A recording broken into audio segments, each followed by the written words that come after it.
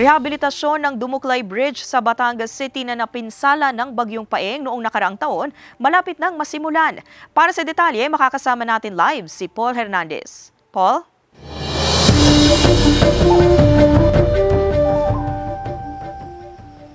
Ivy, may nanalo na kasi kontraktor para sa rehabilitation ng Dumuklay Bridge.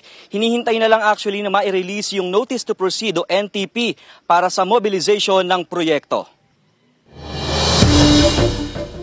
Ganito na ang hitsura ng paligid ng sirang tulay ng Dumuklay sa Batangas City. Naputol na ang ilang kawayan na humahapay sa tulay bilang paghahanda sa rehabilitasyon nito. Nagdagdag pa ng barikada sa dulo ng tulay. Hindi na ito nadaraanan ng mga motorsiklo, hindi tulad ng mga nakaraang linggo. Wala na sir. Bakit? Dito ay itinigil na dahil kita naman ninyo bawang, nakita nyo yung butas doon. Inip na sa tagal ng pagsisimula ng rehabilitasyon ng ilang residente, pero masaya na rin at pakonsuelo na raw kahit papaano na may nakikita silang pag-usad sa proyekto. Matagal-tagal na rin daw kasi silang naghihintay umpisahan ito. Ay haring at magawa na, sir.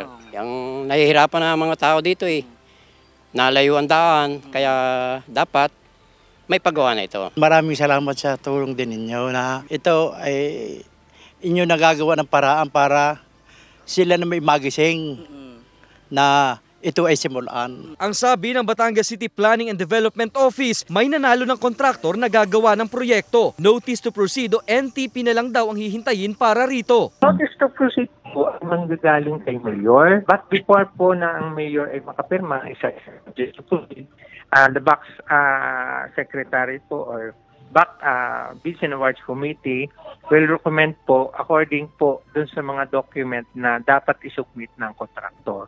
Pinamamadali na rin daw ng LGU sa kontraktor na kumpilatuhin na nila ang mga hinihinging requirement o dokumento. Nasa kontraktor po yung kung masubmit nila ngayon, ma-evaluate po namin, isang araw lang naman po yung bigay namin yung NTP. Nauna nang naibahagi ng LGU na mahigit 20 million pesos ang pondo para sa tulay ng Dumuklay.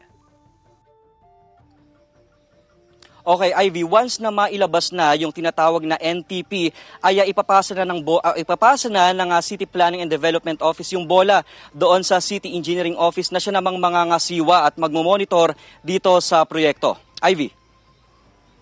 Maraming salamat, Paul Hernandez.